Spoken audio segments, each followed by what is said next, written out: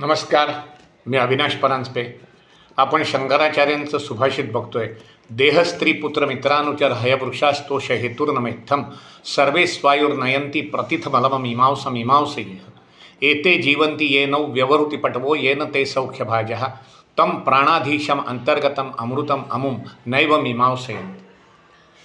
आपण ह्या आधीच्या व्हिडिओमध्ये बघितलं की सेवक सखाराम बापू बोकील याबद्दल आपण बोललो होतो. जे सेवक 4 तऱ्हेचे असतात त्यातले अधम, मध्यम आणि उत्तम बघून झालं होतं. आता उत्तमोत्तम सेवक कसा असतो ते आपण बघूया. उत्तमोत्तम सेवक जगाच्या इतिहासामध्ये एकच होऊन गेला आणि तो म्हणजे पवनपुत्र हनुमान. प्रभू रामचंद्रांनी त्याला काम सांगितलं होतं फक्त सीतेचा शोध घेण्याचं. परंतु त्याने नुसता शोध घेतला नाही, तर सीतेला धीर दिला आणि सांगितलं की प्रभू रामचंद्र तुझी नक्की सुटका करतील. इंद्राने खीर दिली आणि हनुमंताने धीर दिला. या 2 गोष्टीवरच सीतेने अशोकवनातले दिवस काढले. रावणाचा मानबिंदू असलेल्या अशोकवन ह्याचा विध्वंस हनुमंताने केला. त्याला मारायला आलेल्या राक्षसांचा आणि सेनापतींचा एवढंच नव्हे तर रावणाच्या पुत्राचा अक्ष याचासुद्धा त्याने वध केला. स्वतःकडे कमीपणा घेतला. ब्रह्मास्त्राचा परिणाम होत नसताना सुद्धा झालाय असं दाखवून ब्रह्मास्त्रामध्ये स्वतःला बांधून घेतलं. रावणाच्या दरबारात गेला. रावणाला 4 खडे बोल सुनावले. त्याला सांगितलं की सीतेला पालखीत घाल आणि प्रभू रामचंद्रांकडे घेऊन जा. ऐकलं असतं तर तो रावण कसला आणि मग रामायण तरी घडलं असतं कसं. त्याच्या शेपटाला आग लावल्यानंतर त्याने स्वतःची सुटका करून घेतली आणि विभीषणाचं सोडून बाकी सर्व लंकेतली घरं जाळून टाकली. पुढे युद्धात सुद्धा त्याने अतुलनीय पराक्रम केले. असा हा हनुमंत म्हणजे कसा होता तर उत्तमोत्तम सेवक. उत्तमोत्तम सेवक कोण तर ज्याला एक काम सांगितलेलं असताना त्याच्या अनुषंगाने न सांगितलेली 10 कामंसुद्धा जो पार पाडतो तो उत्तम सेवक होय. कसा होता हनुमंत. जय जय जी बजरंग कपिवर श्री हनुमंता नामस्मरणे गाता होसी जयदाता. जय जय श्री बजरंग कपिवर श्री हनुमंता. उचलिलासी द्रोणाचल लंघिलेस जलधी जल जोडुनिया वानर दल मर्दिलेस राक्षस कुल दशकंठा हातुनिया सोडविली सीता. जय जय जी बजरंग कपिवर श्री हनुमंता. असा हा जगातला उत्तमोत्तम सेवक हनुमंत. आपण बघतोय देह स्त्री पुत्र मित्र अनुचर हय वृष स्तोष हेतुर्नमेत्तम. म्हणजे ही सर्व जी आहेत बैल, घोडा इत्यादी सर्व ह्यांची आपण चर्चा करतो आणि ती आपली सुखाची साधनं आहेत असं आपण समजतो.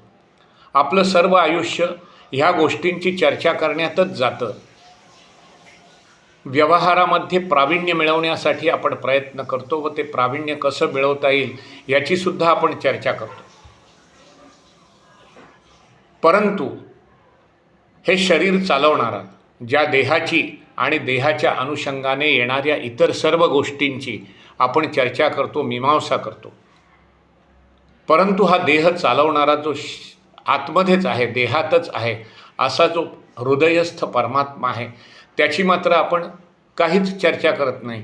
ह्याबद्दल भगवत पूज्यपाद शंकराचार्य खंत व्यक्त करत आहेत.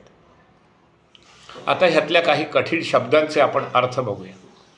इह म्हणजे या जगात, मीमांसा म्हणजे चर्चा, येन जीवंती म्हणजे ज्याच्यामुळे जगतात, व्यवहृती पटवो म्हणजे व्यवहारात कौशल्य मिळवणे.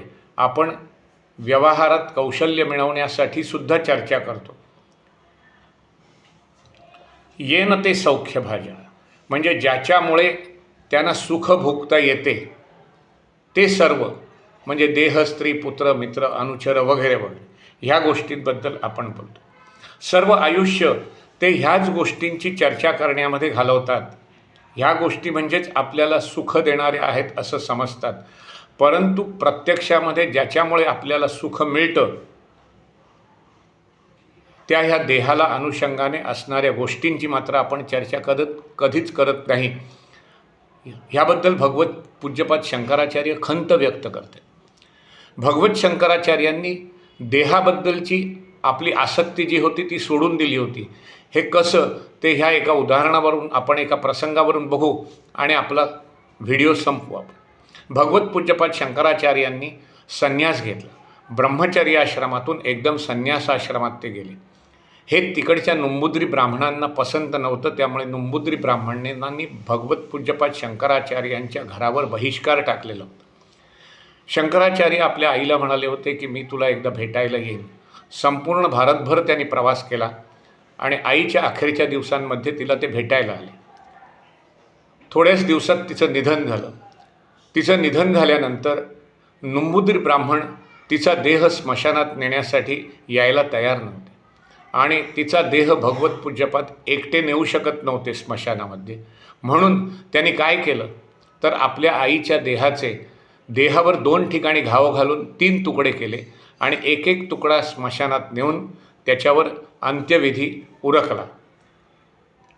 म्हणून नुंबुद्री ब्राह्मणांना नंतर भगवत पूज्यपाद शंकराचार्यांचं महात्म्य कळलं आणि नंतर तेव्हापासून नुंबुद्री ब्राह्मणांमध्ये अशी प्रथा पडलेली आहे की जर एखादं कलेवर स्मशानात न्यायचं असलं तर त्या कलेवरावर ते 2 ठिकाणी शेंद्राच्या रेषा ओढतात. ज्या ठिकाणी भगवत पूज्यपाद शंकराचार्यांनी आपल्या आईचे 3 भाग केलेले होते त्या 2 भागांवर 2 ठिकाणी ते शेंद्राच्या रेषा ओढतात आणि मगच तो देह अंत्ययात्रेसाठी अंत्यसंस्कारासाठी घेऊन जातात. असे हे भगवत पूज्यपाद शंकराचार्य आपल्याला सांगतायत की सर्व काही करा, व्यवहारामध्ये प्रावीण्य मिळवा, आपल्या मुलाबाळांची पत्नीची काळजी घ्या, परंतु त्यांच्याबद्दल चर्चा करताना मीमांसा करताना हे शरीर चालवणारा जो आतमध्येच शरीराचा स्वामी आहे, हृदयस्थ आहे, अशा परमात्म्याची सुद्धा मीमांसा करा. मीमांसा ते लोक करत नाहीत, ह्याबद्दल ते खंत व्यक्त करतात. नमस्कार. हा व्हिडिओ आपल्याला आवडला असला तर आपण लाईक करा, शेअर करा, सबस्क्राईब करा.